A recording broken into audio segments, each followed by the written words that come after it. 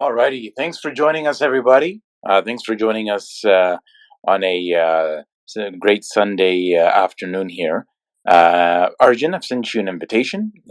Just by accepting it, you'll be able to come on With stage. Jack Cook Band, the song goes out to all And the just give me a Wolfville work. second here. And I thought, we couldn't have possibly had a better start to the spaces with having both SACD guys on stage here, both of the SACD operators in the Canadian Sedimentary Basin co-hosting along with me. Arjun is a fellow that I've been trying to get come and join us on our spaces for a while now. I'm super excited about this space. Arjun has got a Substack in which he shares his thoughts in relation to energy. He's got a three-part series where he talks about the role of Canadian energy in the world stage.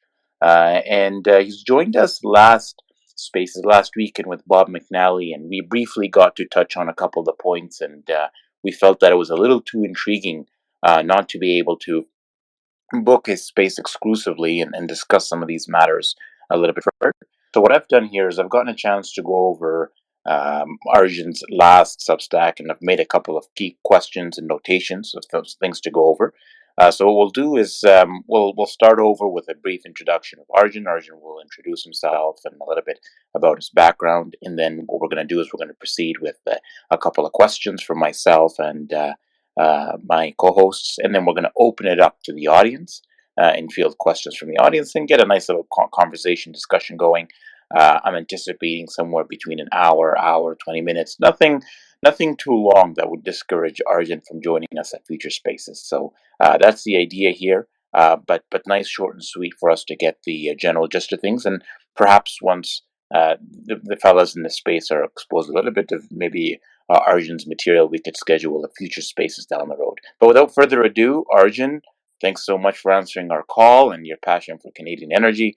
Thanks for joining us on the stage here today. If we could just start a brief introduction with yourself, that would be just splendid. Thank you. Terrific, Sohaib.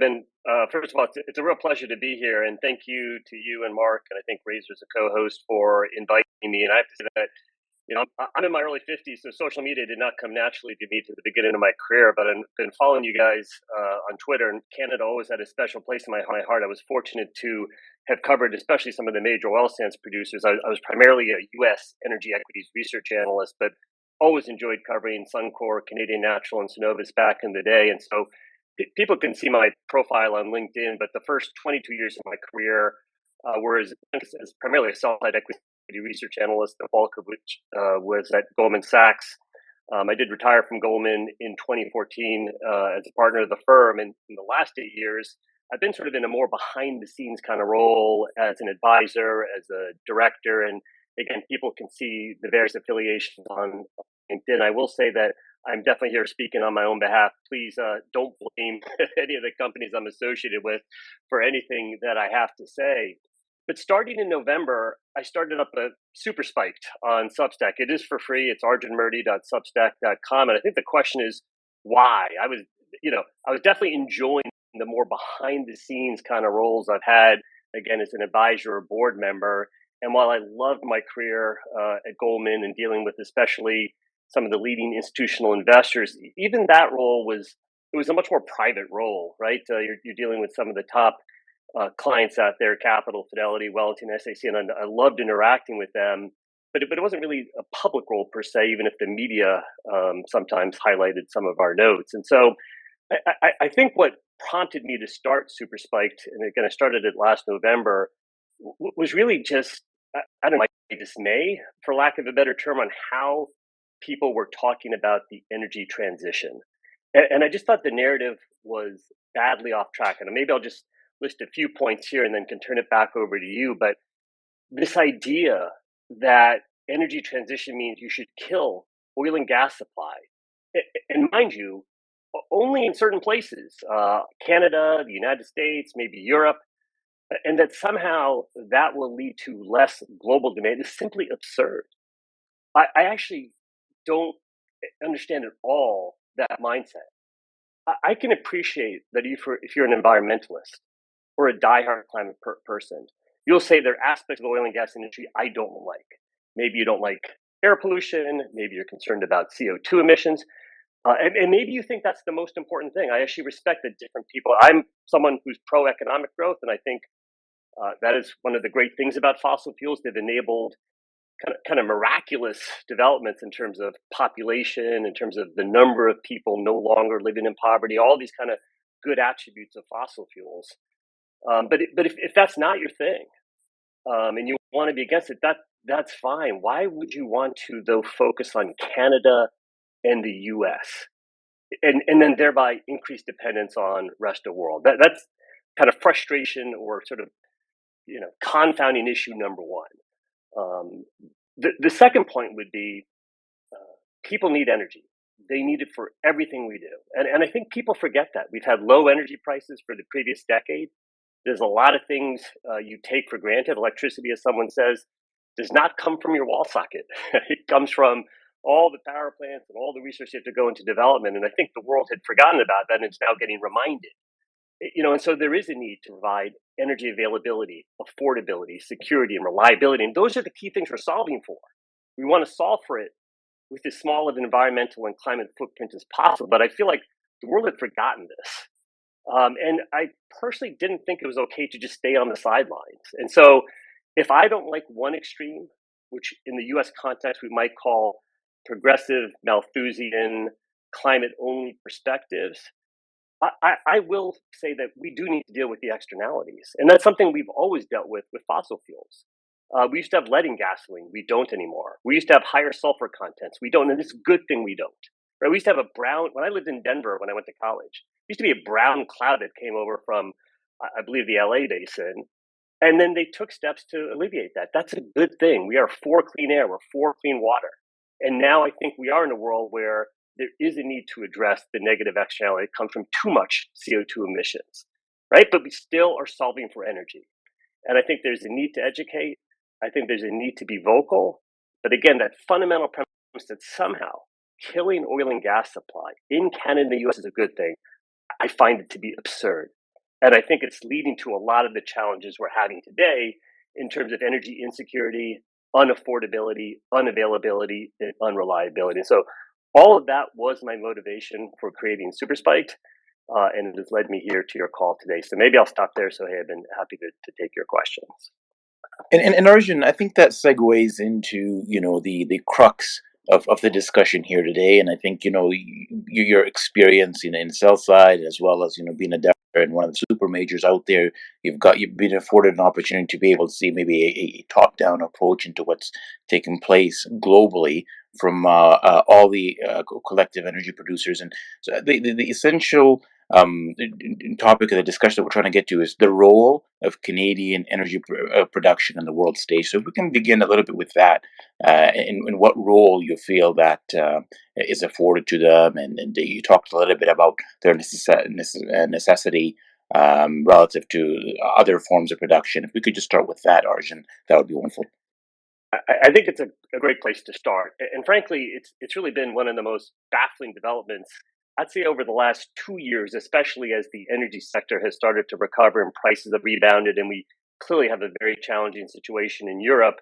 Why Canadian oil and gas specifically isn't viewed as part of the solution. And I know this is a fairly knowledgeable audience you have, so I'll try and shortcut to get to the key differentiating points. But I think the tagline that you hear from both investors, and I'm talking generalist investors, non-Canadian specialists, so probably not the audience listening to this Twitter Spaces per se, but you also hear from an environmentalist, is that this is the highest cost, quote, dirtiest barrel in the world. And I think neither of those claims is true, and that perception needs to change, which is not to say there is not room for improvement. There is room for improvement throughout the traditional energy sector, including Canada. But I would argue those are both kind of the false premises that gets both investors, again, I'm talking generalist investors, as well as environmentalists, to de facto conspire to say, we don't need Canada. And so it's almost ridiculous to have to go back to this, Sohaib, but when you have a U.S. president, I'm not trying to get into politics here, we can perhaps be sympathetic. I'm going to be generous here to say, why doesn't he deal more with the shale producers? Why doesn't he go to Texas? Let's just say there's a bunch of domestic political reasons that I think he should look past, but maybe that's why he doesn't. To go to Saudi Arabia, to talk about lifting sanctions on Iran, to talk about lifting sanctions on Venezuela as the first orders of business without going to Canada, without figuring out ways to partner with our closest ally and neighbor is preposterous. It is a massive oil sands resource that I know this audience appreciates, and a massive natural gas resource, both of which the world clearly needs. It is long-lived. I think Canada's oil sands in particular, so we're talking about the crude oil side, is an excellent complement to what is inherently shorter-lived U.S. shale. Now, I'm personally, my personal view is that there's still quite a bit of running room in the Permian Basin. I think the Bakken and Eagle Ford in the U.S. are more mature, so maybe they can plateau, maybe they'll fall a little bit. I'm sure others on this call will have stronger views, but the Permian, I would be in the category that for at least the next 5 years, and perhaps to as long as 2030, we're going to get appreciable growth out of the Permian Basin from the kind of the major producers that are in that basin. I think it's going to be profitable, and I think the 500 barrels a day on average would be the type of growth rate I think we can have from shale on a multi-year basis. But it is short-lived. It needs continuous investment. You can't ever stop or you get rapid declines. And of course, my view on the Permian could be wrong. There's some very thoughtful people out there who think shale will mature more quickly. I don't want to misstate anyone's views, Sohaib, but I certainly recommend people read folks like Lee Garian and Adam Rosenzweig. And I know they had a great piece out on the Marcellus and the natural gas views.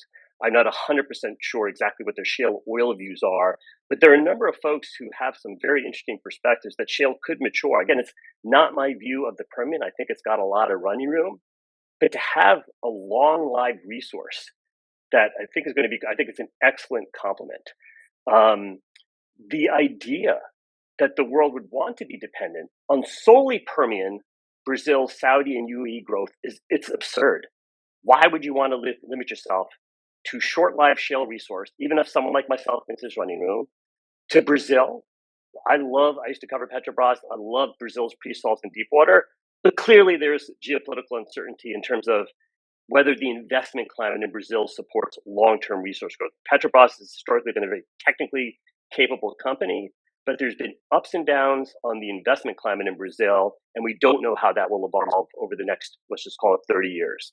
And then Saudi and UAE, clearly the Middle East, even if those countries are more stable, is going to have its challenges in a world that is seeing war in Europe. There's uncertainty in China. It's hard to think that that makes the Middle East a more stable place. So the idea that you want to forgo Canada, for what reason? Because some people claim it's high cost? Because it has this lazy tagline in the media that it's the, quote, dirtiest barrel in the world, and every time you see an article, there's some picture of a 1970s open pit mine? That mine is inexcusable. That's an environment of Canadian companies develop their resources today. Profitability-wise, this idea that this is the high-cost barrel. I understand how that math is created. I used to contribute to that top projects report that Goldman still publishes. I think it's an outstanding report, and others produce similar things. But the simplistic IRR approach to project portfolio investing, we know that is not the only metric. We know that from shale. Shale promised 30 to 50 to 100% rate of return at $50 oil last decade. They generated a 0% rate of return at $51 oil. So we know that the IRR in those calculations, as conveyed to broad people, isn't necessarily accurate. And when we look at full cycle profitability, I prefer return on capital employed. Different people prefer different metrics. That's totally fine. But the Canadian oils, the big four Canadian oils, have proven to generate better profitability than shale E&Ps. And again, think about that. When you look at any of those project cost curve analyses, shale always looks better than Canada. Yeah, so then how is it that the Canadian oils have produced at worst the same and frankly better profitability, better free cash flow, better returns from what is a live asset? And frankly, they've done almost as well as the super majors, which classically, and this may predate the careers of some of the audience here, they've classically generated superior profitability. So long-lived, profitable. I think the third key component is the Pathways Alliance, and it's early days for that. But I actually think that's a very important development that I think it's the top 6 oil sands producers have put together to try and ensure the Canadian oil sands is CO2 competitive on a life cycle basis. And this gets to that point of the tagline, dirtiest barrel in the world. So if you look at CO2 emission data, and this is still data that will get refined as the world continues to study this. This is from a report that my former colleagues at Goldman published a couple of years ago. When you look at scope 1 emissions, Canada does seem to have the highest CO2 relative to other areas. But we all know the main CO2 issue from oil comes from combusting it. When people drive their cars in SUVs, or airlines fly their planes, or Amazon's Prime deliveries driving endlessly around your neighborhood, that's where CO2 from crude oil, that's where the issue comes from. When you adjust, therefore, on a life cycle basis, Canada is only slightly worse than other regions. And I would argue it's immaterially worse. So if you focus just on the scope 1 data, it looks like Canada's CO2 emissions is a lot worse than other regions. When you look on a life cycle basis, it's negligibly worse. When you then throw in the Pathways Alliance, which still has a long way to go, they've got to develop their CCUS hubs and do all the things they're talking about, but I think it's a good role model. Frankly, other basins should emulate what Canada is doing. I'm thinking the Permian Basin, thinking other US basins and other parts of the world come together to address the challenges that do need to be addressed. Industry is not perfect. Over 50 years, it's become environmentally better, and we need to continue to push forward to ensure that these barrels are part of healthy energy transition. And so I think that tagline, dirtiest barrel in the world, is not accurate. It is misinformation, and credit to the Canadian oil sands companies for at least trying to take steps to address it via the Pathways Alliance. And if they're successful, I'd argue they will be no different than everyone else. And then as you get your data on especially non-US, non-European, non-Canadian parts of the world, it defies logic that oil facilities that were developed 50, 60, 70 years ago somehow are lower emissions than Canada or the US. I'm gonna be polite since this is a public space, but I think we might need better data on the rest of the world's CO2 emissions. And I'd argue it is lazy reporting on the part of analysts, media, whoever does it, to call these the dirtiest barrels in the world. I actually argue these are the most ESG friendly barrels in the world. Geopolitically, I wrote it in a joking manner, but it's a serious point. The idea that Canada is going to be invaded or invade someone else, I would argue geopolitical risk is really low, and that is not true for these other producers that I've already mentioned. I think you have to ask the question: why is it that when people talk about ESG, when they talk about energy transition, why is Canada and the Arctic, which de facto means Alaska, why are they most singled out? And I'm not a conspiracy theory person. And I worked at Goldman Sachs. I'm affiliated with a bunch of major institutions. I'm the opposite of the conspiracy theory kind of person. I'm pretty mainstream. But there is this question of why is it that Canada, forget about Alaska. Friendliest country in the world, Canada. Safest country in the world, right? Taking these steps to address their CO2. Look at traditional health, safety, and the environment. That is something US, Canadian, European companies have long emphasized. I think you all know there's been shareholder activism in Suncor because they've disappointed on some of those metrics. They've had some, unfortunately, very tragic situations with, I believe, a number of people losing their life, and that was unacceptable. And the CEO had to leave, right? So it's unfortunate that happened. It's also being addressed. Are we sure that's happening in these other countries that you're going to be dependent on if you continue to try and kill Canadian and US and Alaskan supply? Right? So ESG, that topic, substantive ESG is needed. Virtue signal ESG is what I and I think others push back on. And I will say that these are going to be the ESG most friendly barrels in the world. And the final point, and sorry for such a long answer, Sohaib, is I do think we need this concept of more good barrels and fewer bad barrels. So I wrote a note pinned to my Twitter profile on March 12th.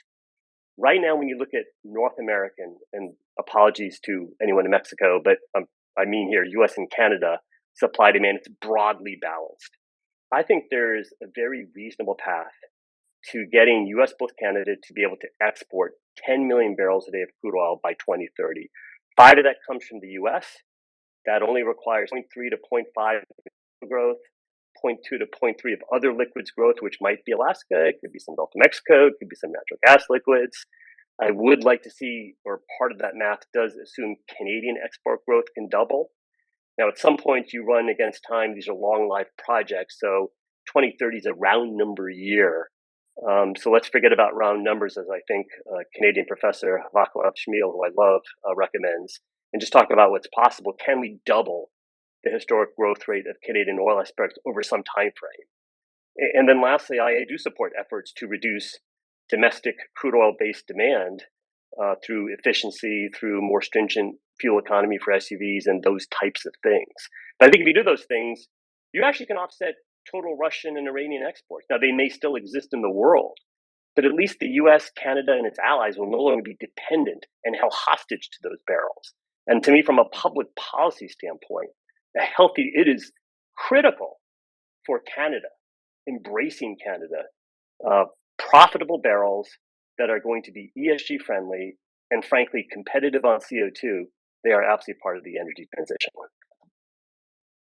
Arjun, thank you so much, and I'm right before I open it up to my co-hosts that I'm going to have that would love to input some things into what you said. I just wanted to hone in on something that you've also included in your podcast, in your Substack, which is just the notion that it's something that a couple of us on the spaces that have regularly participated in these discussions have honed in on, which is the profitability of the Canadian energy producers relative to the American counterparts. Why do you think that is just, when we speak to other Americans in the space, there's just this misconception, oh, it's just high cost barrels, they're just not unprofitable, it's just not, you'd rather go to offshore drilling than consider some of these Canadian companies for investment.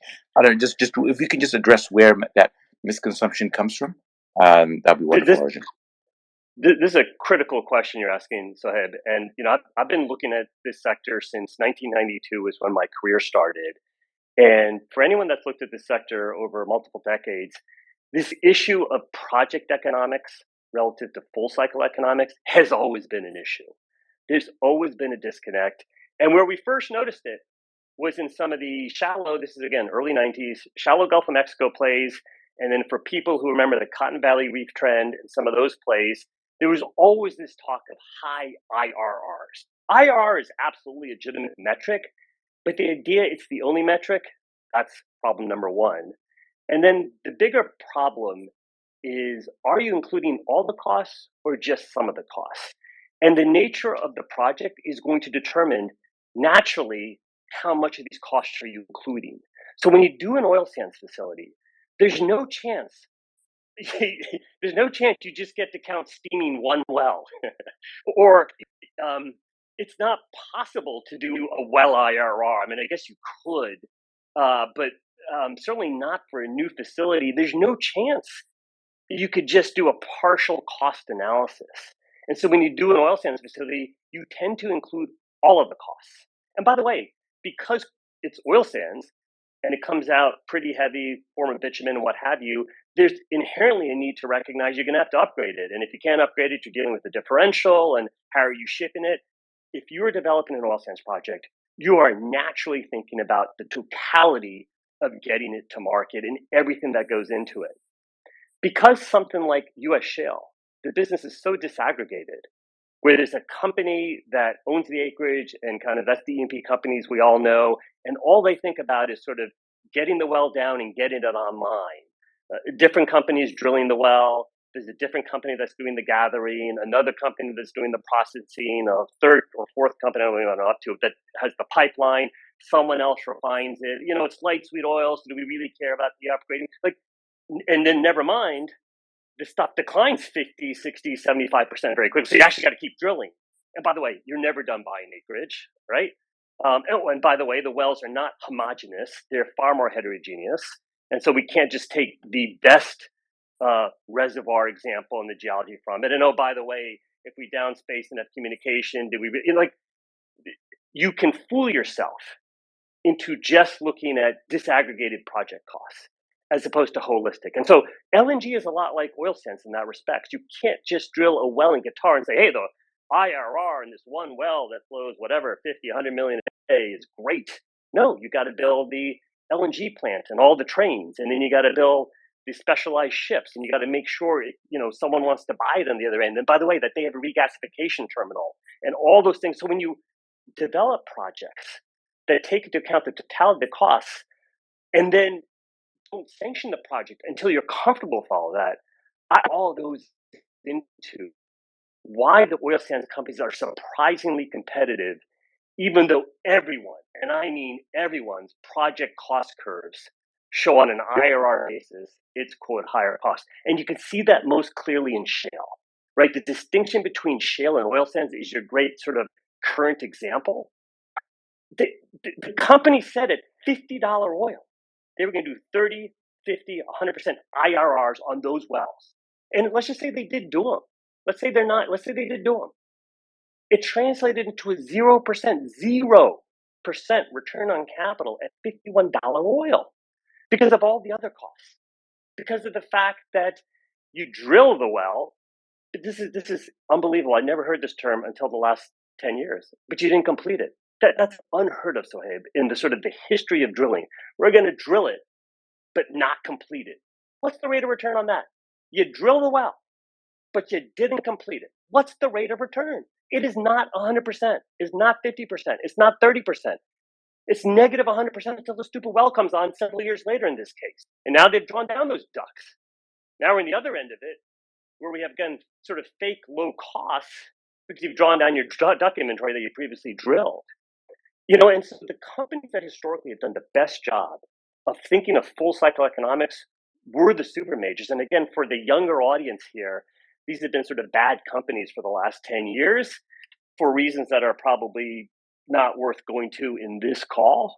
But classically, they've always thought about the full cycle economics. And I am encouraged that more E&Ps today, either because they really believe it, or because they know investors really have hated them, or some mixture of the two, are taking more of that sort of full cycle approach.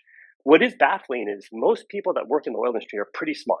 If you're an engineer, if you're a geophysicist, if you're a geoscientist, I promise you, they're smarter than me. I'm a failed engineer, Sohaib. I couldn't cut it at Cornell Engineering, and again, a finance degree. I'm smart enough to be a finance guy, not smart enough to be an engineer.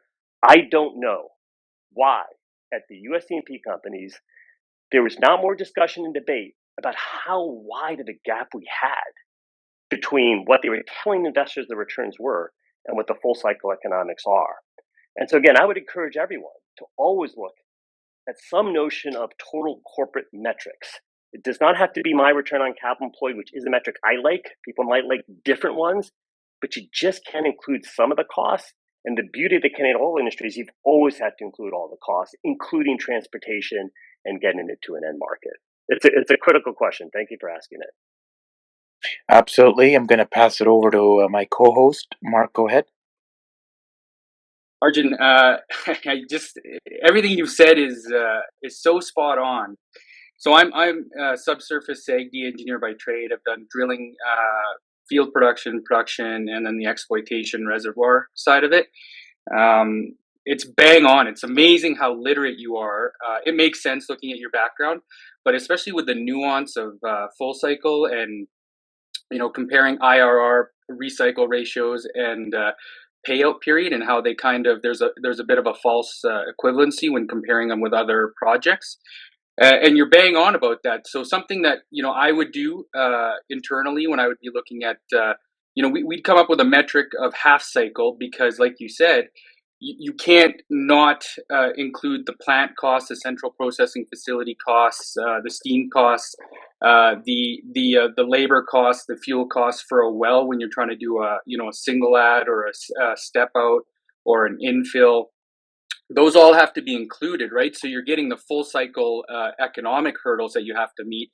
But if you're, so we do a half cycle where we'd remove the plant costs and just associate you say you have 60 wells, just 1 out of 60, associated costs with the well to make it work internally and call it a kind of a half cycle cost. But those wouldn't be the metrics that would be compared to, say, a shale project. And as you said, a shale project is only considering like a 1 well or 2 well or maybe a 7 pad cycle, 7 pad project. as the full cycle, when you know you have a whole drainage box area that you need to do eventually. And as you said, I think it's disingenuous not to include the number of wells maybe that you have to drill in order to keep going, or else your declines are going to take over and you're going to end up with a completely negative NPV. So you've touched on it completely, and I have very little to add on that respect, because you're just so educated in it. It's great to hear that, especially from someone from the States and on the finance side. So you don't give yourself enough credit for the engineering aspect, but it's amazing. And I definitely think if you haven't followed you on Super Spike, you have a YouTube channel as well, and I think that's great because you rep the IR Canadian oil and gas swag as well. So definitely follow you there. My question is, and it's a bit of maybe I'm pontificating, but when we talk about Canadian crude, Canadian heavy, which comprises of roughly 80 to 83% of Alberta's production, in situ resources being the primary source of that. We have to talk about egress, right? And egress is always going to be the limitation. I think that was the big issue when Line 3 twinning was delayed by a year, and we had to, I was looking at apportionment, and SAGD is always the one that's easy to do because you don't lose your barrels, you kind of defer them, you push your tail end of your type curve out, and you obviously you lose your IRR decreases, your payout period extends exponentially. But those factors are affected by commodity pricing as well. And one thing I noticed, when I'm doing my discounted cash flows and NPVs, especially when I'm doing my reserves valuations on these thermal properties, is the oil sands royalty. And it's a big factor, but it flips. There's a huge difference between pre-payout and post-payout, and how much these projects pay out. And there's ways to kind of side skirt it. You can continue adding to your CAPEX and remain in a pre-payout scheme. One way to do you think one way to maybe become more ESG friendly on the surface, even though, as you said, we do a lot to incorporate ESG, and we're very ESG heavy in everything that we do in our R&D in the oil sands, is maybe work out a deal with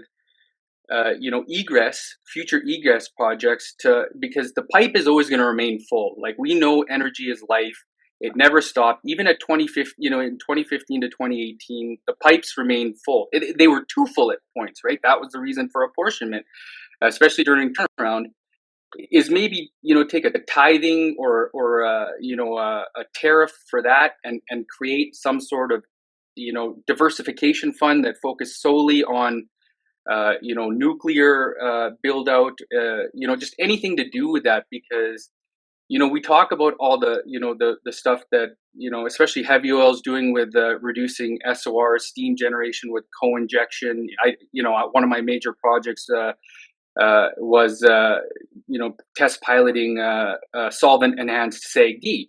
And you could see the reduction in SOR and the implied reduction in natural gas and just emissions at an SOR that's maybe 40 to 60% reduced with co-injection. But it's still producing oil, and people don't really, they just can't get over their own biases and heuristics about oil, especially oil sands. But I'm wondering if they, royalties are highly dependent on the price of the commodity and your actual payout and when you actually pay out the project.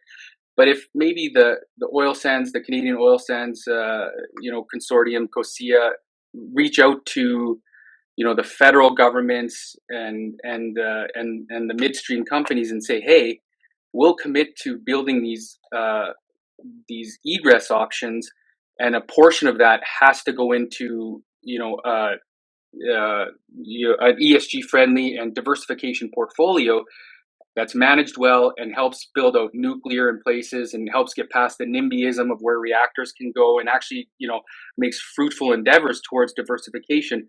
Maybe we can shed the whole, high emitter, get rid of oil and gas. There has to be a binary, flip one off to get the other one on stigma around us. It's it's a bit of a long, pontification, but hopefully you kind of get my main meeting message out of that. And I thank you for your time, and I appreciate you listening to my rambling here. No, thank you, Mark, and I appreciate your comments there. And I think you touch upon two things that are worth addressing. One is this idea is diversification, and what traditional oil companies should be doing or not doing, and again, then the issue of sort of egress or developing pipelines, which is an issue not only for Canada's oil sands, but also if we're going to really continue to expand LNG export capacity, both out of Canada, but including out of Appalachia and some of the restrictions on the pipelines there, and it's a huge issue. So I would say first on the issue of diversification, I am of the view that companies should figure out ways to address the substantive parts of ESG, is the governance right, and it is good at some companies, it's not good at other companies. Clearly, needs to be addressed in some situations.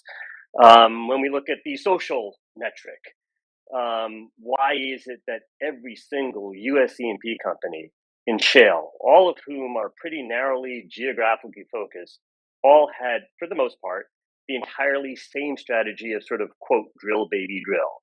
And might they not have benefited from some notion of diversity? It does not have to be ethnic or racial per se. It doesn't have to be gender per se. Maybe more people from, New Jersey or other parts of the country need to be on more of these boards. Maybe that would be good diversification. I don't know what it is, but whatever that diversity of thought that was lacking, these are the kind of things that I think companies should address. But do I want any of my companies to have to do other stuff that they know nothing about? So if you generated a 0% return on capital, or a 3% return on capital, or even an 8% return on capital in the business you supposedly know best, why should an investor have any confidence in your ability as a company to either invest directly or indirectly, as the case may be, in other stuff? So I'm generally not a fan of sort of diversification, I'm going to say, for the sake of appeasement.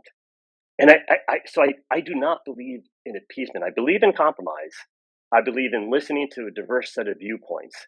And I appreciate my engagements with many folks who are in the environmental crowd, in the climate crowd, who are left of center.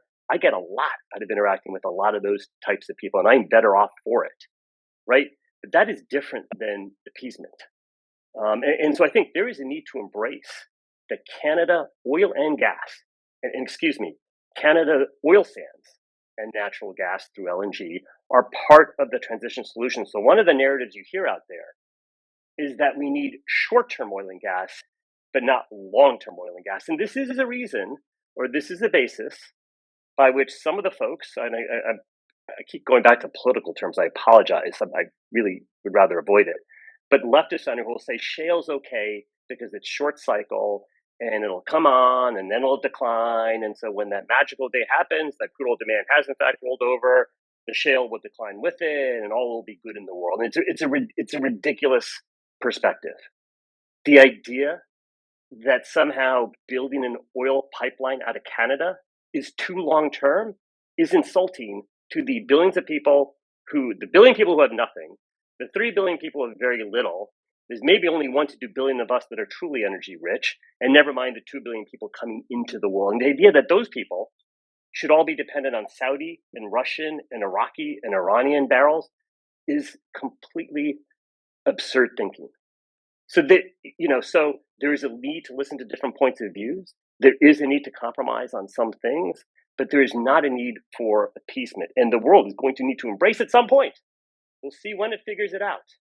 That Canada, friendliest country in the world, a great neighbor and ally to the United States, is part of the solution. And part of the problem, which I touch upon in the note, is this notion of nationally determined contributions, which is amongst the bad portions of climate math.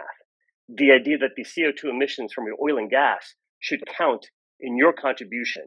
The world is much better off with Canada, which is population-wise a small country. I think it's 30 million people. I believe I'm close on that number. The idea that somehow they should forego the oil and gas that the world needs, good oil, ESG-friendly oil, increasingly CO2 neutral oil via Pathways Alliance, profitable oil, because Canada has some accounting math, a population of 30 million people that they need to, it's absurd. It's absurd. We should be embracing Canadian oil, full stop, as part of the solution with no apologies. And I would argue that when I look at climate math, and I'm not a climate expert, I'm a historic Wall Street analyst, as you know, but as I spent time studying climate math, how Scope 3 accounting works and how these nationally determined contributions work, those groups lack diversity when they put those formulations together. There is no chance anyone who understands anything about energy or business would have agreed to Scope 3 or NDCs. There's no chance. It's absurd. What Amazon Prime, is that somehow the responsibility? That's Scope 3 emissions for Exxon. Is that somehow the responsibility for Exxon? Is the Ford F-150 somehow the responsibility of Suncor or Chevron? And I'm not saying we shouldn't have Ford F-150s. My point is that Scope 3 has got nothing to do with an oil company, and NDCs that de facto limit Canadian oil and motivate the Canadian government and the US government to say, no, that's long-term oil. We're going to need, let's just say we build a new Canadian oil pipeline tomorrow by some miracle, or more likely 3 to 5 years from now by some miracle. The idea that that pipeline is going to last for 30 or 50 years, thank goodness. We're going to need it. We're going to want it. And we have to embrace that. And we have to recognize it. People cannot live in a fantasy land that somehow in 10 years, this is all going away. It is not. You don't have to listen to me.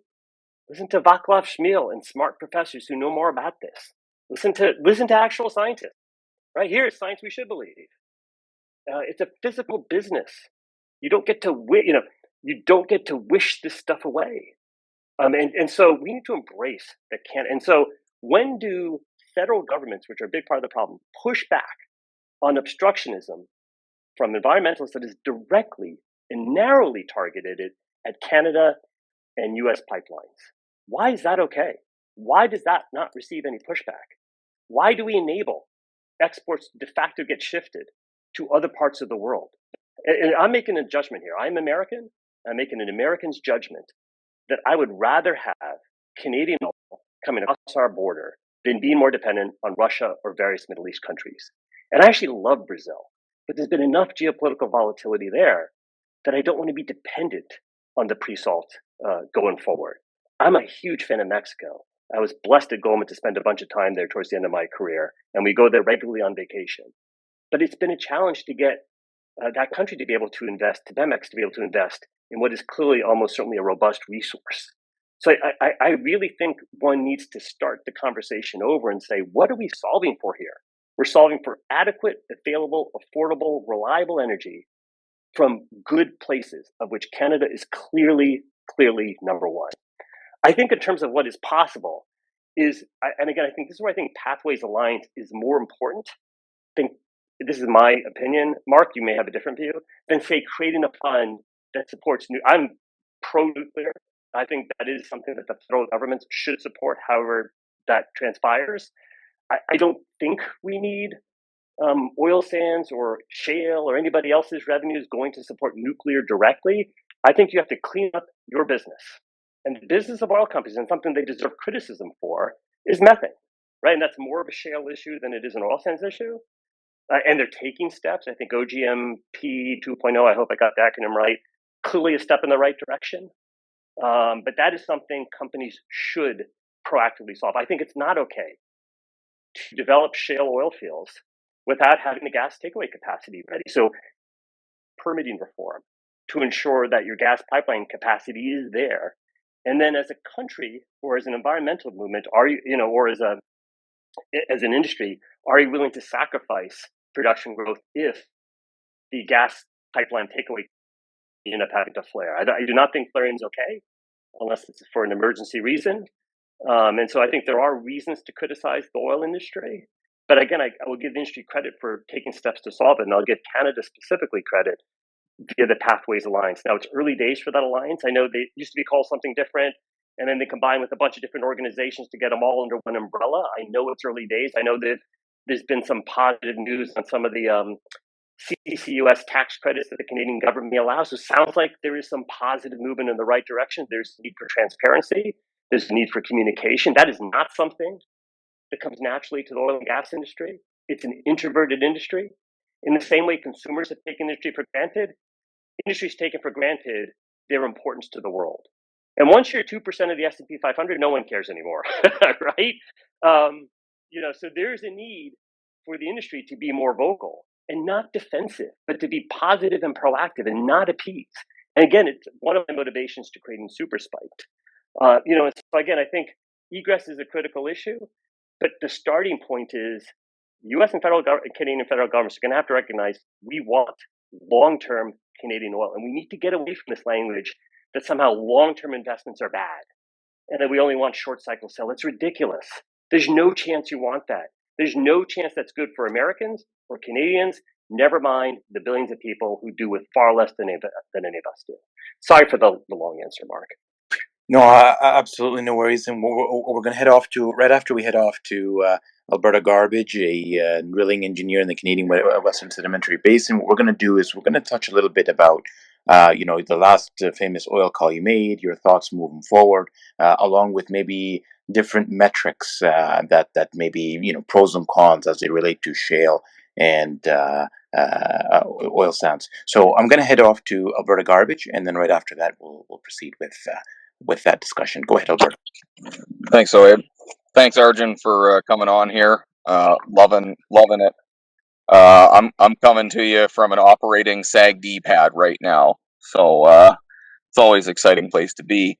My question is, I guess, around your thoughts on the impact of the cost of capital and the cost of capital differential between Canadian oil and gas and U.S. oil and gas, the impact of that on the on the shale revolution versus the relative somewhat stagnation of Canadian oil and gas investment, and how you see that going into the future. Thank you. Thank you, Alberta Garbage. I do love the Twitter names, and it is awesome to know that you're on a operating SAGD oil pad. That is really pretty cool.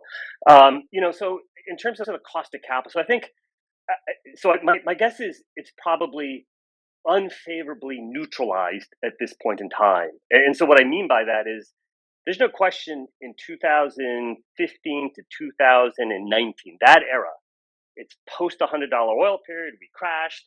And of course, to my shock, in 2015, tons of equity raised by shale E&Ps, clearly signifying to your question, a low cost of capital, and nothing raised in Canada. And I mean, any trip, I love going to Calgary. I've been very fortunate to have generally gone there at least once a year, if not multiple times a year, and to see how increasingly depressed the oil industry community was there, where even shale post $100 bust. And so in the $50 oil period of 2015 to 19, it was nowhere near as depressed as Canada was, which I think is the cost of capital advantage that shale did enjoy in that period. And of course, not to keep going back to this, but you're telling your investors 50, 100% rate of return, but you're issuing equity to drill. I don't think you have to be a mathematician to say that if you're getting 100% rate of return, doesn't that mean you're getting all your cash flow back pretty damn quickly? Why would you need to raise all this equity? That to me was the nail in the coffin on how ridiculous the expressions of return on capital were for shale in that era. And by the way, and it's a full sidebar that I know is going to get lost in this conversation, but I actually believe shale can be profitable. So while I've spent considerable amount of time picking on how these companies have portrayed their returns, I actually believe it actually can be profitable. And frankly, the shale industry is moving towards that type of model. And there probably are a handful of companies that it might have been hard to see the results, especially if it was buried as part of a larger organization, who did do a good job last decade, or at least a better job than the bad companies, and who are on track to do a great job going forward. So I actually believe going forward, now that the well IRR model has been sort of debunked as a viable strategy, I do think shale will be more profitable going forward. Right now, I would call the cost of capital differential to be non-eventful. Basically, no one is raising equity capital of any consequence. There isn't tons of private equity interest. I'm talking generally, not specifically, just as a general comment. And by and large, investors on both sides of the border are saying, kind of, don't invest, give us all back the money. And maybe there's been some more debt offerings in the U.S. Someone else probably on this call would have these numbers better than I do. But so I think I think U.S. shale has negative, their cost of capital has gone up to the level of the Canadians in terms of everyone looks sort of similarly bad. and I'm sure they may not have covering analysts anymore. There may be covering analysts who will say, hey, the Canadian oils are still a little cheaper. There are lots of factors to consider. It can sometimes be as much art as it is science, but I think shale definitely no longer has that big cost of capital advantage. Now, to address your point, going forward, there's still more of an acceptance that we can and should have some shale growth. I mean, again, even U.S. administrations talk about shale, should grow or can grow. And there is some notion, people might debate how much the Permian can grow, but I think everyone expects there's going to be Permian growth. And maybe because it's in Texas and adjacent to export markets and a robust refining sector, the question of pipeline permitting issues isn't really an issue. Again, I think there is some questions on sort of gas takeaway capacity. And if you really don't want to flare, you're going to darn well better build out that gas takeaway capacity, or the rubber's going to meet the road here in probably the next 12 to 18 months. Again, someone else on this call may have the exact time frame, but it's something like that. So there is a notion that shale is allowed to grow. And so we're not at the point where either is really trying to grow. I actually was shocked that on these maybe not shocked at this point, but I guess I may be pleasantly surprised is the better phrasing, that on these 2Q calls, the US E&Ps kind of just bumped their budgets, mostly for inflation. Whether they bumped them enough for the inflation they're definitely experienced, we can probably spend some time debating, but no one has gone back to any notion of a growth mode. So right now, I'm gonna say the cost of capital spread is basically neutral-ish. There for sure is a go-forward acceptance that shale should grow by some amount, and I am strongly arguing that Canada needs to be part of the solution. Now, again, some of that's not totally the fault of federal government policy. There's no doubt we need pipelines. There's definitely a need to push back on pipeline obstructionism. But I do think a lot of investors say, hey, you guys stunk, all of you, anywhere in the world stunk last decade. I don't want long cycle investments. So investors don't want long cycle investments. And I actually think there is a time now for certain companies that have a competitive advantage in what they're doing. Now, you have to believe that. That's a lot of things to believe in. Where selectively investing in some longer term projects is going to be differentiating. You do not want to invest in long cycle projects 8 years into an upcycle. That's what the super majors did over 2011 to 14. It was an effing disaster, right? The cycle started in 2002. They waited until 2010. Way too late. Way too late. We are in what, year one and a half of this cycle? It's going to be very bumpy. I subscribe to a super vol mindset, as you know, more than I don't like using the super cycle language when it comes to oil prices per se. I do like it for returns on capital, super cycle, oil price super vol environment. And I think in that environment, volatility is going to scare long-term investors off. Canada needs long-term investments. That's the nature of obviously SAGD and for that matter, mining, if people are still going to do that, but probably SAGD. And it's going to take a brave company, and they may suffer in the marketplace. And so that's something to think through. But if you're going to invest, you're going to want to invest earlier in the cycle. And so anyway. So before I proceed, Alberta Garbage, if you wanted to, if there's anything else you wanted to say, feel free to do so before we proceed with the next item. No, I appreciate you addressing that, Arjun, and really great to hear your thoughts here. Thank you for calling from the field. I think that's really awesome, and thank you for doing so. We've been getting that. We've been privileged enough to get that regularly from a couple of individuals, on site, telling us what they see. It's been absolutely wonderful. Arjun, the next thing I wanted to share is, the last time, I guess maybe you've been responsible for coining the term super spiked when it was an unpopular opinion at the time, where you believed that oil would get to 105, and a lot of sort of what drew your attention to that, based on what I've come across is the energy producers at the time were missing production. Would you be please take us to that point in time, and as it relates to what you've seen that made you make that call, and how it relates to the macro outlook looking forward? What you see, maybe sort of the differences you see, what was taking place at that time versus what's taking place at this time, and maybe the outlook maybe for the next 5 or 6 years, or maybe even on the short term, if you'd like. Up to you, Arjun. Absolutely, it's a great question. So maybe I'll go back to that environment, because there are a lot of similarities mindset wise. So again, my career started in 1992, And of course, the previous super cycle was the 1970s, was the Arab oil embargo. I was, old enough to remember, in the United States, the odd even gas, license plate days and standing in gas lines with my mom and my dad probably too. I remember my mom specifically for some reason, and that environment seemed very unique.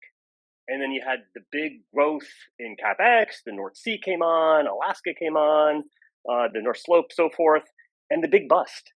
And then my career started in 1992. And so we were kind of, 10 years beyond the peak, kind of 5 years beyond, 6 years beyond 1986, which was the equivalent of November 2014, where the bottom just fell out. And people like myself who were early in my career saying, man, there's some of these old analysts who remember that super cycle. It was such an aberration. It was just an Arab oil embargo. Look how much damage it did to the world economy and the US economy. And people actually stopped burning oil for power generation. So you actually had huge demand destruction as people built up nuclear, natural gas, and they must have shifted to coal as well in that time frame. And that's just not repeatable. And boy, these idiot companies that overinvested, returns on capital stinks. At the beginning of my career, returns were 7, 8, 9%. So actually better than the zero that they were. But you had more majors. You had 15 integrated oils between the U.S. and the United States. And for that decade, returns kind of improved. And we all were like, all you should do is cut costs. All you should do is focus on best-in-class assets. And that there's some things that are sort of permanently true about that perspective. But that drove the 1990s. You get to the 2000s, and we started publishing a report at Goldman, originally called Top 50 Projects, and it became Top 75, Top 100. And we, like everybody, were forecasting 4% non-OPEC growth in 2000. And the actual number that came in was like 0 or 0.5%. But that year, there was a hurricane in the Gulf of Mexico. There was some disruption in some country. Nigeria was part of OPEC, but some country had some disruption. So we were able to excuse it. Next year, 2001, published Top 75 Projects, or maybe it was Top 100. And again, 4% non-OPEC growth came in at 0. At some point, you have to ask yourself, okay, what am I getting wrong about my models, right? We've done all this work. It was very thoughtful work. It was very in-depth work. What are we getting wrong? And of course, in that environment, all the big guys are saying we can forever kind of do these brownfield expansions and so forth. And also, but then they were all forecasting 5% production growth and delivering 0. And so something was changing. And I believe in that environment, myself and my team were early in recognizing that there was something going on that our models were not capturing. The decline rates seemed to be picking up. There were more delays in the projects. The kind of easy oil of you built up this huge hub, and then you just do all the brownfield expansion around it. That just wasn't working out. And I still remember BP, and they had this off the top of my head. If they had $6 finding and development costs, which was sort of a good number in that time frame, that would have worked at $20 oil. Their view is these numbers are going to $2, and they were credible. They were a credible company. They massively restructured under Lord Brown. Exxon was credible. They were all credible back then. And it seemed believable, except it wasn't working out in the numbers. They weren't delivering the promised. None of them were, not just BP. None of them were. The costs were starting to creep up. And we'd done all this work of going with top 50, top 100 projects. And it was disappointing, not by a little bit. The 4% wasn't 3%. It was a little bit like the shale IRRs. We disappointed by 100%, right? And so that was first observation. Observation number 2 was there was a perception that the only way oil ever would go from $20 to $50 a barrel would be, and this is not an exaggeration. The view was Saudi Arabia would have to be destroyed as a country. And then once it's destroyed, the world economy would be destroyed. And, was that going to be true? Was that not going to be true? No one thought Saudi Arabia was going to be destroyed, but is that the type of event you'd have to believe in for higher oil prices? And we kind of crept up to $30, $35 a barrel. And what I observed then too was first we had the observations about the supply side. Then I had the observation about the demand side, which actually demand growth is accelerating. Everybody told us if oil goes up at all, demand's going to collapse. And it was because of that 1970s mindset where you didn't have available supply. You actually had geopolitical risk and disruptions that took off large quantities of oil that the world couldn't adjust to. And so you had perpetual recession. This time around, China had just gotten accepted to the WTO. And I remember, I don't have my model in front of me, I think it was 2003 or 2004, China grew by 3 million barrels a day. And I remember all those calls, this is an aberration. They're just stockpiling oil. This is a totally unsustainable growth rate for oil demand. You should sell and short oil. And then as the next year started happening, the demand numbers were positive. They were not 3. So in that respect, it's correct. Your peak growth rate for China was whatever year that was, 2004, 2003, something like that. 3 million barrels a day. I'm sorry, that's a global demand number driven by China. And my view was, no, you've actually normalized that demand. It's not, the relevant consideration is not that you've had your peak growth rate. The relevant consideration is the world economy not only absorbed it, but it's actually driving oil prices higher.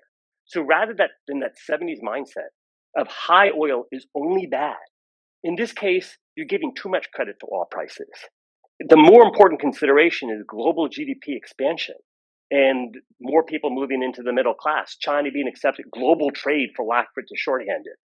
And that was going to be more important. Then we did the work on, hey, oil prices have actually underperformed the economy for 30 years now. So oil prices, retail gasoline prices, we had them in the US, which is most easy, as a percent of consumer spending in the US, had fallen from whatever the numbers were, 5% to 2%. And therefore, to get back to 3.5%, which was the midpoint, that was our $50 to $105 call. And 105 was, again, it was the midpoint of getting all the way back to the 70s peak and something in between from where we were. And then the 150 to 200 would have been getting fully back to a 1979 peak, which we did not get to.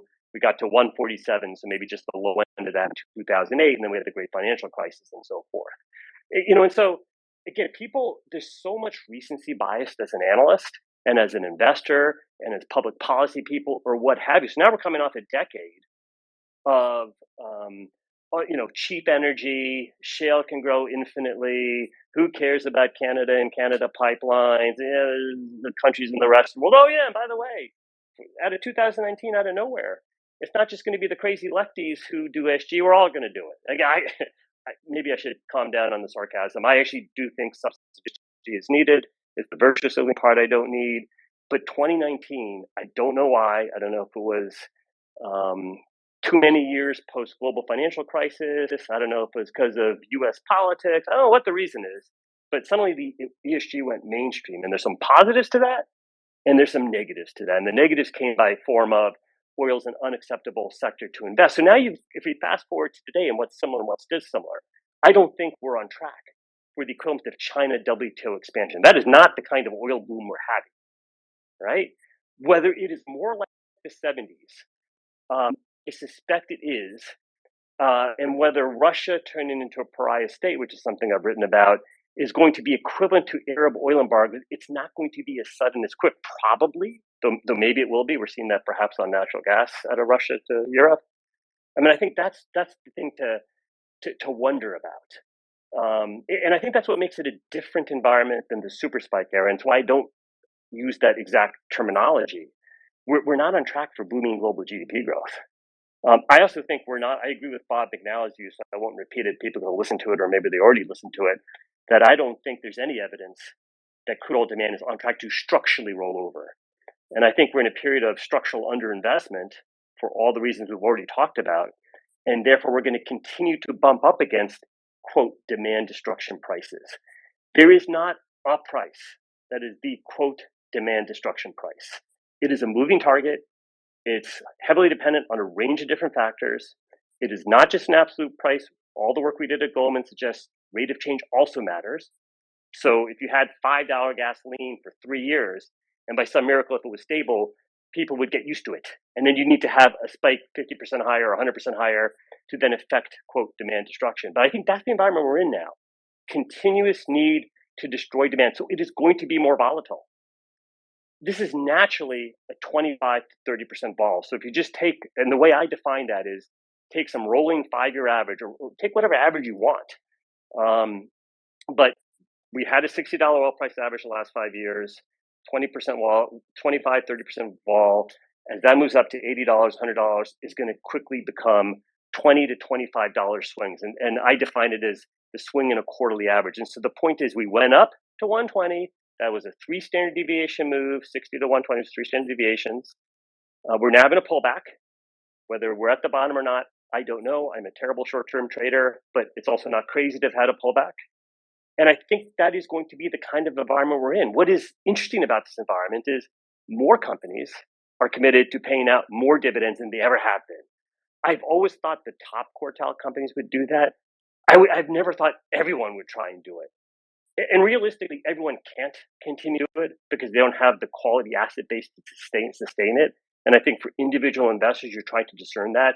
Who's going to have to give up the ghost faster? That's always a question for a couple of years down the road because they have so underinvested. There probably is still some running room for just about most of these companies to continue this for a little bit. But some companies, I think, will be able to sustain and grow these dividends and stock buybacks for 10 plus years and others for much shorter periods of time. But that to me is the kind of environment we're going forward, which is not a China enters WTO booming global GDP growth.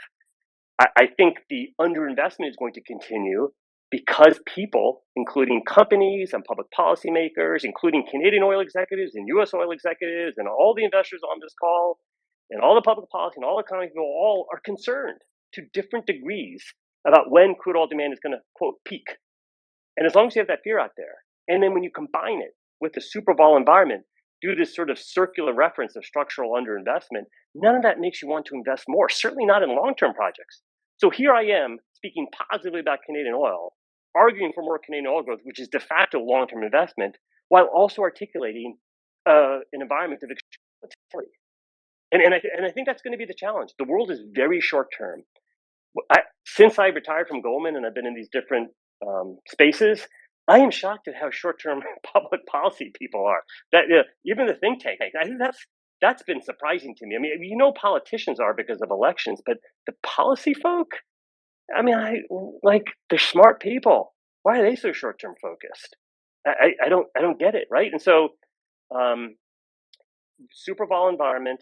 I get most excited about the fact that while returns on capital are going to bounce around, I think there's going to be a greater swath of companies generating significantly better returns on capital than the 0% we saw over the last decade and what is a long-term 50-year average of kind of 8 to 10% returns. An 8 to 10% return on capital, that is about a cost of capital return. If you're an industry that needs to motivate supply growth through investment, and it's a commodity business, a cost of capital return is the logical long-term return, not a superior return and not a negative return, not 0, not 20. But we're in for a period here, I don't know whether it's 5 years or 10 years, by which this weird combination of I think crude oil demand is going to peak. It's a super vol environment, so I'm scared to invest. We stunk last decade. We have ESG and climate ideologues kind of killing us. We're going to have a longer period of good returns, but it's going to be volatile. And that I think is going to be the biggest challenge. I think you have to decide for yourself, are you sort of, quote, buy and hold and, sort of adding on dips and maybe lightening up a little bit on rallies, or are you going to try and trade it? If you're going to try and trade it, it's a totally different conversation than the one we've had so far. And I respect the facts that there are people who are really good at that, of which I'm not in that group. It neither interests me. It's a reason I don't want to go back to working on Wall Street. You become de facto short-term oriented for the most part. But anyway, maybe I'll stop there. So, hey, sorry for the long answer again. Hey, No, absolutely. We're going to head over to Hike Energy. Hike, go ahead. Hey, Sohaib and Arjun, thanks. Really have enjoyed this space. One of the things, Arjun, I'm curious how you think about is we've been in this 14-year bull market for tech and call it a 14-month bull market for energy. What do you think it takes? And I know some of this is the discipline, some of this is higher returns, but we're still seeing now really a buy the dip on the tech side. I'm just curious how you think about, as you take a step back just from the energy market, just from the Canadian and U.S. perspective and put like your bigger market hat on, what would be your thought process or answers around, what we're calling is really a great reversal. We think that energy can really rally for a long period of time and tech has got some headwinds, but curious how you think about things. David, it's great to have you here, and it's been fun reconnecting with you. And thanks for the question. I think it's a great question and a critical question. So, I've written about it here, and I'll try and be not so long-winded. But the return on capital cycles, which is what I care about most from the perspective of this industry, are 10 to 15 years in nature, and it matches that cycle of, let's just call it energy versus tech. You might call it value versus growth, but I think your question is more interesting, which is sort of the energy versus tech. And so if you first of all, I think you know this, but just so everyone else is, I am definitely not a tech expert, nor am I a market strategist. There are definitely people who are better at doing that than I am, but I have tried to look at some of this stuff. And so from the perspective of someone who writes a for free Substack, I probably make a couple points here. So I wrote a note on May 21st, I think it was. It was the market corrections one on my Substack. And I looked at kind of, I'm going to get your question. It's sort of like, how does energy perform when kind of bad stuff's happening? And I went through 5 situations. The Asian financial crisis, which I think you'll remember, was the Thai baht. So I picked that Thai baht peaking. Oil got crushed. It went from $19 to $10. In that environment, energy was flat, but the S&P was up 30% and NASDAQ was up 40%. I'm picking the dates I picked. You can pick different dates, but energy underperformed with the equity staying flat and badly lagging. Let's just go with NASDAQ composite from the Thai baht's peak or pre-collapse number, I guess, to its trough. You look at the internet bubble, I picked the NASDAQ peak, which seems logical. That was March 9th. The NASDAQ fell 77%. The S&P fell 43%. Energy fell 17%. So if you're an energy investor, were you happy? You definitely were happier to be an energy investor than a tech investor or owning the S&P, but you still fell 70%. You do the great financial crisis, do the XLF peak, the ETF for the financial sector, that fell 84% from June 1st, 2007 to March 6th, 2009. S&P fell 56%. Energy fell 41%. And if you pick oil's peak in that same crisis, $145 a barrel on July 3rd, 2008, oil fell 77%, the S&P fell 30%, and energy fell 40%. And I'm sorry to go through all these numbers on a Twitter Spaces. It's in my note. But the point being, in some of these cases, the energy outperformed or underperformed, but the sign was kind of the same as the market. If you then just fast forward to today, so if we say unprofitable tech, let's just call that the peak. And I'm going to go with the NASDAQ Composite Index peak. That was November 19th, 2021, including as of Friday. I think I've done this correctly. This excludes dividends. The NASDAQ is still down 22%. Energy is up 35%. So I know energy from peak in early June to its most recent trough fell 26%, but it is still up 35%. That is completely at odds with any past correction. Now, I've not gone back because it's harder to get, and I probably need to pay more for the subscription. This is all based off Bloomberg to really do the 70s and to see how it evolved in that environment. Because we're not in a Thai baht correction, where we may be in an internet bubble peak, sort of. It's definitely not a great financial crisis. Banks seem much better capitalized. It's not, as we just discussed, the China WTO advantage. So I think the fact that energy is up massively at a time the market is still down considerably, even though it's up off its lows, doesn't seem crazy. And in the same way, energy had many counter trend rallies in the last decade. We're like, hey, is this the time? I mean, Goldman, we started this energy conference in January. It seemed to be good luck, I remember, for the stocks. That, hey, is this the year where 2017 energy is finally back? And wasn't 2016 really bad? And we asked that again in 2018, and we asked that again in 2019. And so there's many counter trend rallies. That was a downtrend for energy, where energy had noticeable bounce backs, where the question was, have we started a new bull market? And the answer was clearly no until 2020. I think you have to ask yourself the same. I'm not a tech analyst for sure. Sure, there are other. George was a former client and someone who I really used to enjoy interacting with. He does some great Twitter Spaces. Listen to him and his calls on any of this stuff for the trading aspect. To me, it seems like you're having a natural sort of adjustment here. Again, at a time where we've never seen energy up 35% in any of these past corrections when the market's down. But again, I've not gone back and done the 70s, which someone should do. Yeah. So again, I think we're in year 2 of a 15-year period here, David. No, I tend to think so too, and I'll quote more from like Brad Olson and the Recurrent Energy guys and gals. I actually just did publish a piece on the 1970s, and since you mentioned it, I'll plug them very happily here. That energy was up 400% and outpaced the broad market by threefold, essentially through the 70s, and all the way through that time frame. All of policy. Unfortunately, energy doing well is painful for Washington D.C. and the general public generally. And I do think that's the most recent research that I've seen. I think it came out in June or July, but you can go on the website and request the white paper. Did they It analyze shows corrections along the way? Because I they actually did, think, yeah. No, it's that like is by probably year, the and it's psychology. that compounding of relative performance in energy versus the broad market. And they didn't even take the Nifty 50. Like if you remember some of Howard Marks's commentary of, how poorly the Nifty 50 did, which were the favorite stocks of the time coming out of the late 60s whenever he moved from equity to bond trading. And he's written a pretty good summary of papers as well. And I do enjoy George Noble's Twitter Spaces. Remember him from his Fidelity days. He's definitely very, very thoughtful. So I'll plug that as well. But I was just curious. I've enjoyed your Substack. Thanks, Thank Sohaib. you. You've done a great job getting people on, and just wanted to ask a quick question. One quick plug. I just joined Strive Asset Management, and we will be launching an energy ETF this week and ringing the bell at the New York Stock Exchange for the close on Wednesday. So wish us luck as far as attracting funds into the energy space. Really just trying to be a voice of excellence. And I think you guys and gals on this are getting an excellent view of how the energy should work and how Canada can fit into that. So thank you all.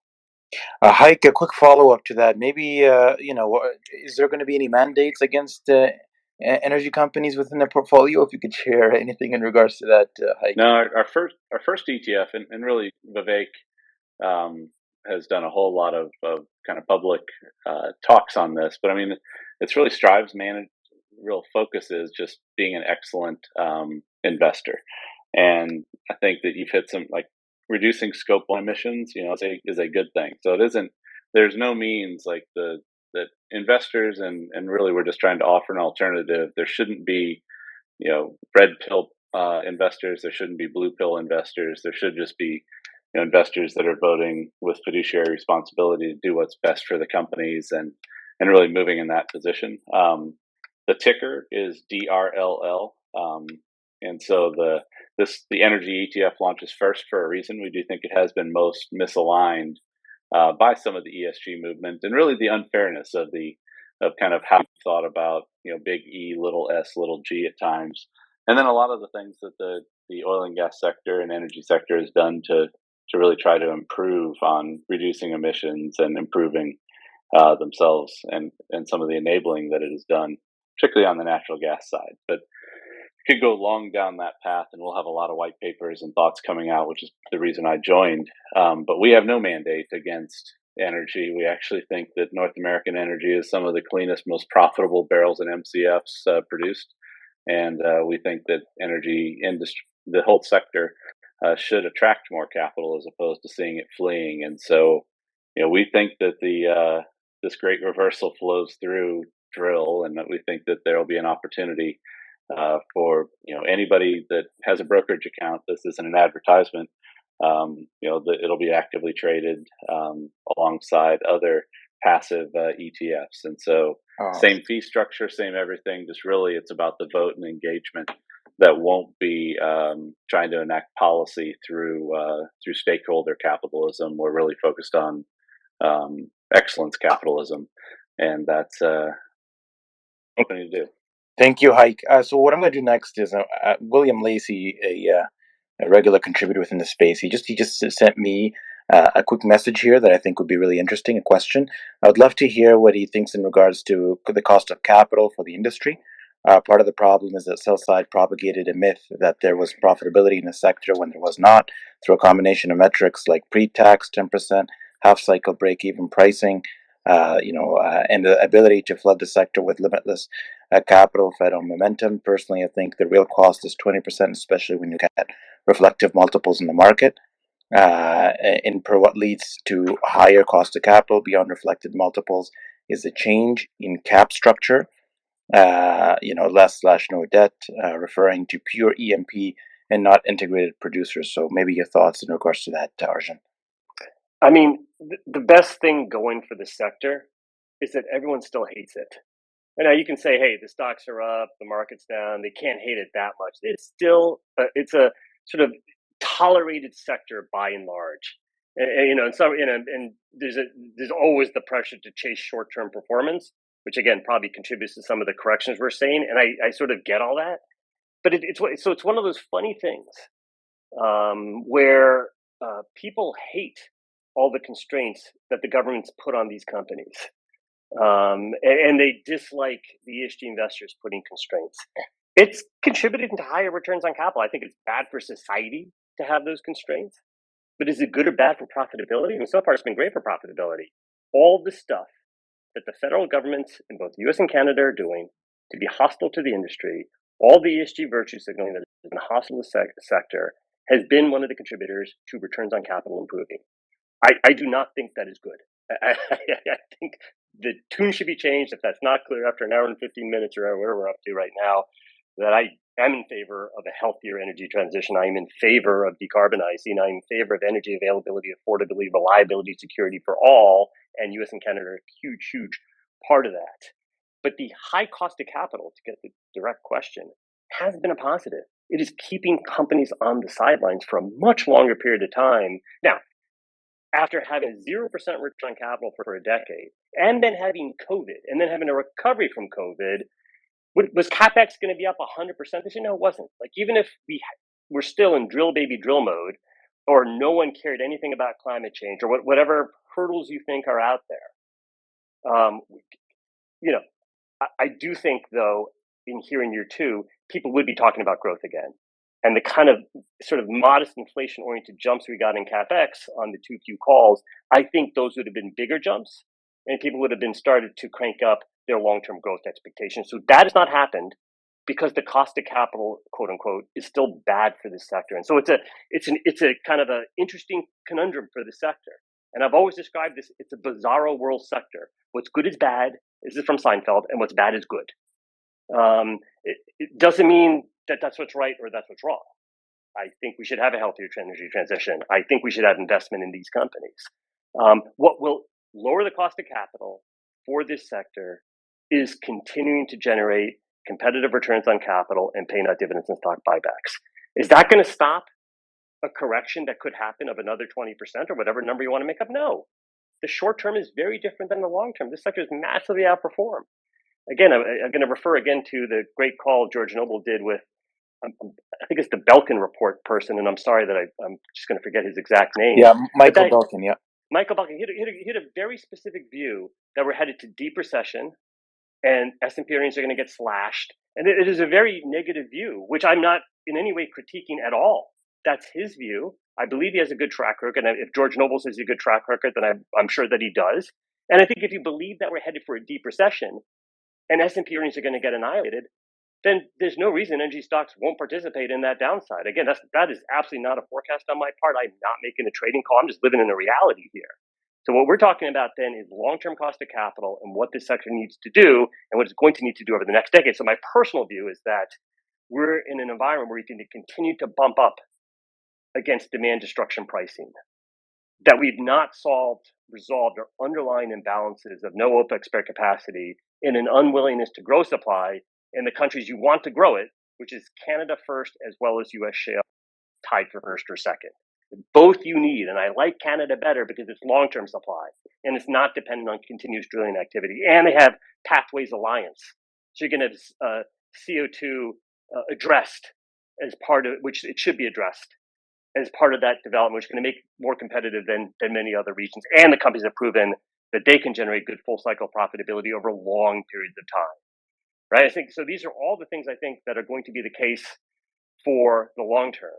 But if the short term, if Mr. Belkin's deep recession, S&P earnings are getting slashed, I can't remember the number, 107 or something like that, whatever the number was, to some low number, then the cost of capital is not getting cheaper. It's definitely not getting cheaper. So again, we're talking about how do you lower that cost of capital long term? You do the substantive ESG. You do things like Pathways Alliance to address the CO2 that is in your control, methane emissions for shale producers, and you continue to generate good returns on capital through all those ups and downs and pay out dividends and stock buybacks. It's been absolutely lovely. We're going to try to wrap this up soon. Mark, go ahead, and then we'll do a quick time check. Mark, go ahead. Yeah, thanks so much, Arjun. And I just wanted to add, what you and Bob McNally had talked about, Bob talks about in his book, Crude Volatility, is the need for a swing producer and the investment required for that. And if you look at specifically, Canadian heavy oil, which has the ability, to pump and add, 40,000, 60,000 barrels at a time with a one project, approval, and just off the back of the napkin kind of math, if you're looking at, with inflation adjusted from the projects that came on from 2010 to 2014, you're looking at maybe 2.5 to 3 billion for a 60,000 barrel per day project. From the time of, engineering, design to commission and startup, you're looking at 3 to 5 years, if you have the workforce. But, over the last 7 years, we've seen a mass exodus of not only the labor force, but also the intelligentsia in the oil and gas sector, especially, Canadian oil and gas. So, we talk about the bull cycle and how commodities are inherently cyclical. But, to flood the market from Canada's perspective, not even considering egress issues and regulatory downwind, pressures, where are you going to find the workers, for the huge upfront capital spend? Like, do you see any turnaround for this? Because there's, less and less people taking oil and gas engineering, and less people wanting to come back and work on a drilling rig and a pad rig. And even a central processing facility up in the Muskeg area of Wood Buffalo. I'll say it's a great question, and I think it is one of the reasons any supply response can't be quick. So even if you had total government support and investors like, yeah, let's go back to drill, baby, drill and grow because you guys are getting good return. Even if you had that, from a practical standpoint, there's going to be a ramp up period. So I'd say this. Again, throughout my 30-year career, I've consistently heard about the, quote, graying of the industry. It has been talked about before, and in part, it's natural to talk about it because the cycles are 10 to 15 years in duration. So we've had 10 to 15-year downturns before where you've accelerated retirements and you've not attracted new people to industry. We can say this time is different because supposedly the young are more concerned about climate change. Is that true? I look at my kids, they're on their devices 24 hours a day. There's nothing low energy about anything they're doing. They take Ubers everywhere. What energy are they saving? People are absolutely going to need energy. No one is ever going to be able to. People can't live 5 minutes without energy. Like, I live in a state where we regularly have our power will go out once a year for at least a couple of days, and it is like the world is freaking ended, right? And this is the U.S. Northeast, for God's sakes. Right. So what's it like for people in the rest? So we are again learning the lesson of the critical importance of energy availability is absolutely the number one issue for solving for. We're not solving for anything else. It has to be available. Then it has to be affordable. And as part of being affordable, it has to be reliable and secure. And then once you've got those, it absolutely should come with as small of an environmental and climate footprint as possible. But you have to get that ordering right. And I do think we can walk and chew gum and do all of it. I think we absolutely can do all of it. But so it's going to be critical upon the industry to attract people. And this is where substantive ESG is relevant. I mean, you don't see a ton of women at the senior ranks of these companies, and you see more at the mid ranks. But why can't women work at all companies? Why can't you attract people from different parts of the world? I mean, Canada, I think, has my sense is, you guys are the experts. I'm definitely not an expert on Canadian immigration.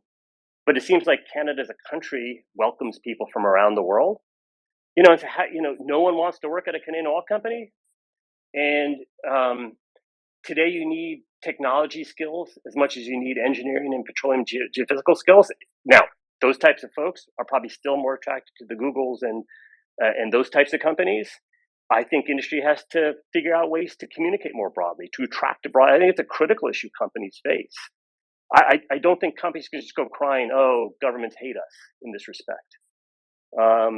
In other industries, you see CEOs out there talking about their sectors, engaging with people. And sometimes it's not always great. And sometimes it is okay. This is a very insular industry. And if they're going to want to attract people from around the world, which is going to be critically needed, they have to engage. And they have to make their companies attractive. And that might represent a different style of how you run your company. I do not work at an oil company. I'm not trying to speak inappropriately to how companies are going to go about this. All I'm saying is there is a need to attract people, but this sort of grain of industry, we've heard that many times in my career, and it usually comes at the end of a down cycle, at the start of a new up cycle. So I have no doubt, I believe in capitalism. High returns on capital will ultimately attract both investors and people back to this industry. It is just going to take longer because the world is obsessed with this idea that you're trying to solve for CO2 first before you have provided energy availability to all. You're going to have to provide the however many billion people, 7, 8 billion people, plus the 2 that are coming. You're going to have to give them energy first. Now, can you do that and try and do it in a more CO2 friendly way? Like here in New York and New Jersey, I would love to have a heat pump that then doesn't go out every time I'd be totally into studying that technology. Can I dig a geothermal well and control the heating and cooling so I don't suffer these JCP&L blackouts? Like, there's nothing wrong with that. So we can have some of this new stuff. But the idea that you're going to electrify everything and the underlying source is going to be solar wind is a complete joke. Like, no one can possibly take that seriously. And I've been critical of well IRRs. Go look at LCOE. You want to look at a metric that is fundamentally, there's no chance an intermittent resource is the lowest cost resource. There's zero chance of that. If it works 10 or 20 or 30% of the time, by definition, it is an infinite cost the other 70, 80, or 90% of the time. You want to build in batteries? You want to build in other forms of storage? Make sure you count the high-speed transmission lines, all that, and all the delays that go into permitting, all that stuff. There's no chance it's low cost, right? But so the industry is going to have to attract people back to itself, and that is actually the responsibility of the companies to figure that out, to make themselves attractive. But as we have good returns on capital, investors and people will come back to this sector in a big way. So, Arjun, we really have been collectively blessed with the material you've shared with us today, and we're really grateful. I just wanted to just touch base with you and see how we're doing for time. Is there a little bit of time? Initially we were kind of aiming for the 1 hour mark. We're at one. Could we do 2 questions and wrap it up? Is that okay? Why don't we do 2 questions, and I'll be good about being more disciplined on my answers. So 2 more questions, and then we'll leave it. So I'll take the blame. So. We've got William on stage here, and over to you, William. Thank you. Arjun, this is more just a comment versus a question to you. I started in the industry on the investment banking side in 1999 in Canada when things got very, very dark. So obviously seen the cycles as well. But I just wanted to make a comment to thank you for actually taking the time to be a part of a space like this. The energy space is not well covered, as you know. It's become a much smaller pool. And the fact that you were willing to spend your time, I remember when I was working in the industry, people would be lining up trying to talk to you, and to have the ability to listen to you speak on these points and really bring a lot of context and color to these various hot topics that come through the space is really a very differentiating thing. And so personally, I would like to thank you, and I'm always blown away by these spaces. And for everybody who's on this space, share the recording far and wide. There's a ton of knowledge to be garnered from this, and you do not get the opportunity to speak with world-leading minds, of which Arjun is one of them, to have questions answered by a person of his caliber. So thank you for taking the time. It is Sunday. It is a time when people like to take time off and rest. And for you to afford this sort of access and availability is truly wonderful. So thank you. William, thank you very much. That is very kind of you. It's definitely not. I'm really. I don't know what to say. I'm at a loss for words. I thank you much for such kind words. I'd say, again, I think there is a need. I feel like people like myself can't simply complain quietly to my 10 friends that I play golf with who agree with me that this government stinks, or this thing's too extreme, or that's too extreme, and we're all the quote moderates or pragmatists. I think there is a need to engage, and I really do appreciate you're very kind about myself. I do think there is a need for more people to engage. I think one of the things that attracted me to this space, which is definitely not a natural thing for me to ever want to do, would be what Sohaib and Mark have put together, and and probably all the people that listen in and participate. But I think the spaces I've listened to, the Bob McNally ones, I mean, I think it's one small thing that's needed. I think if you know something about this industry, whether it's good or bad, I think there's an urgent need to speak up and to participate. And I personally feel an obligation to that. I usually credit sort of Goldman Sachs and my Wall Street career with, the blessings that I have. I credit my parents, but I also need to credit the oil and gas industry and all the great people, disproportionately from Texas, some from Oklahoma, but also from Calgary, who have made my career so enjoyable. So, I have criticisms for the industry. I have support for the industry, but I do think there's a need for people to speak out. And frankly, I'd love to see the right people in industry. Some of the CEOs, Toby Rice is an example of someone doing a good job, speaking out proactively about the contributions this industry makes. I think it's critically needed. But thank you very much, William, for your very kind remarks. And it's a great platform where you can actually use fact-based work to actually start to educate people, and with the platform that you have and others have to be able to share that information in a really non-confrontational way, I think is great. So thanks again. Thank you. Thank you. I think a great way to just to end to just to segue into this close, which I think is William, thank you so much for that in sharing what's been provided collectively to all of us. Is just to maybe for the Canadian energy investors in the room that are currently seeing maybe better performance on the American side, despite seeing better profitability and sustaining asset base that you've mentioned. Would you be able to just maybe share a couple of your insights as to maybe you think that some of the Canadian energy companies will start to be able to draw better attention from the American capitals that are deploying their capital in this space, as seeing maybe that these are significantly undervalued companies that are worth deploying capital to. Arjun, I think that would be a great way to wrap it up. Thank you, Arjun. Yeah. Absolutely. With the full caveat that I'm definitely not giving investment advice, I think here are just my observations from having seen this over many, many years is because, unfortunately, and incorrectly, mind you, Canada has the perception of being the quote high cost barrel, and that's been the historic concern. And now it has the tagline of dirtiest barrel. Both points, as you know, I fully disagree with. But I think, therefore, it takes longer for investors to come back. So they first have to become more bullish on the stocks they know best, which are going to be the American stocks, to the extent American capital markets are what dominate here. And it's very hard to know the exact timeframes by which these things play out. Again, if we have deep recession next year, it could weigh on everything. That's not necessarily my personal strong bias that we're going to or not. But these are the kind of things that I think make the timeframes very difficult. I think what would make me most encouraged is just seeing the fundamentals of what these companies are doing. I mean, with a shale E&P, you do always have the risk that you misjudge the quality of the inventory. Now, you can misjudge it positively, it could turn out better.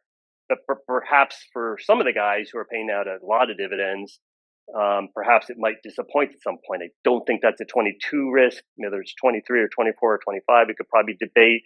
Whereas with the Canadian oils, you kind of have this sort of nebulous, will your federal government do bad things to you risk? And will you get pipeline access? Like, that's the bigger issue. It's much less of a resource risk, which is kind of a weird dynamic, right? Usually when you're thinking about energy investing, you're thinking about the quality of the asset. You always care about geopolitical risk, but it's kind of uniquely flipped in Canada, where a country that is inherently geopolitically extremely stable, very nice, and why anyone wouldn't want more Canadian oil is beyond my ability to understand. You do have a government that does not seem to be super excited about encouraging investment. I could be wrong. I'm not Canadian. I'm not an expert on Canada politics. So I'm viewing this from a distance. And if I am wrong about that, I'm happy to be corrected, because I'd like to be wrong about that. And so I don't know those dynamics. I'm not exactly an expert on when you have elections and when that could change. But so the companies are doing all the right things. They don't have the same risks in terms of the resource base that U.S. companies have. That should be a point in its favor. They're tagged with the high cost thing. I don't think that's going to change. It's wrong, but it's going to take time for that to change. But they've got the returns, they've got the free cash flow, they've got the dividends. They're doing almost all the right things. And where they've had challenges, Suncor's documented HSC issues as an example. I used to be a big fan of Suncor when Steve Williams was running it, and I was a Goldman analyst. I'd not followed it as closely since I retired, and I know there's been some changes. But where they're having issues, they're trying to address it to their credit, and they need to address it, to their credit. And so it's probably a little bit of what's your time horizon. I think if one has a shorter term time horizon, it's much trickier, and you should listen to different spaces. That gives you better insight into what kind of correction or not, and exactly how to time the pullbacks or what have you. I think if we got to 2030, if Sohaib's willing and Mark are willing to invite me back in 2030 to look back on, were you happy or unhappy to have owned U.S. and Canadian stocks for the past decade with all the ups and downs you're going to have? In the same way, I think Hike was referencing some analysis from the 70s. I believe we'll look back in 2030, and it's how I approach my personal situation. But that's not everyone's ability to do that. That's not what everyone's interested in. That's not everyone's viewpoint. And I think so. I think those would be some of the considerations to think about. The companies are doing all the right things. You're going to have to get through this federal government risk that you have kind of uniquely with your government at this moment.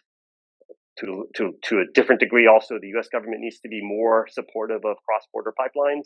You absolutely need that, but you could do pipelines to the west. Again, that seems like a Canada issue, not a U.S. issue. And so those are the kind of risks that I think probably Canadian investors are going to be able to better have a viewpoint on than someone like myself. I do hope, for the sake of the world, that there is a recognition on the people in Canada who have some control over this, that your barrels are good barrels, that your barrels are going to be cleaner barrels, that they're not going to be worse on a CO2 basis. They're probably going to be better, actually. That when you do have HSC issues, you deal with it. And that we need more Canadian barrels. We need more Canadian LNG. That is good for the billions. It's not just good for Americans. We definitely need it, but it's more good. It's better for the billions of people in the rest of the world who are currently energy poor, or at least not as energy rich as they would like to be. And so, again, I thank everyone for listening. I definitely thank the people from the field. I think that's awesome. I again appreciate you inviting me to speak and to participate in this spaces. Thank you, Sohaib and Mark. I really enjoyed the time. Absolutely, we're really grateful. We have been really grateful to have Arjun join us. We were aiming initially for an hour to an hour 30 minutes. Our apologies for a little overextending. The audience got really excited. I'll pass it over to you, Mark, if you have any closing thoughts, and that'll be it for today. Feel free to share the recording far and wide. Also, keep in mind that Arjun's got a wonderful Substack where he regularly shares his thoughts on, along with their complementary, sort of like a podcast style where he speaks straight into camera and shares his thoughts unfiltered. So it's called Super Spiked, and you can go onto his profile and you'll find the link there. Mark, if you wanted to share a couple of words as a co-host, or we could just leave it at that, and we could all make our way to the rest of our Sunday afternoon. Yeah, no, just short and sweet. Thanks so much, Arjun. Really appreciate it. Just to echo William's words, who's a de facto lead of ours. You should look into his history. He's quite educated, and we love his help as well. But thanks so much for taking the time. It's really humbling, and it makes us feel good to have such a character of your esteem. Championing the Canadian sector. We don't get a lot, as you said. We kind of mind our P's and Q's and say sorry way too many times. So we really appreciate it. Thanks so much for doing all the due diligence on us, and you're welcome back at any time. Twitter can be a cesspool, but it can be such a powerful medium for sharing bright ideas and laughs. So thanks so much. Thank you, guys, and really appreciate it. Have a great afternoon. All right, all the best, everybody. Till next time.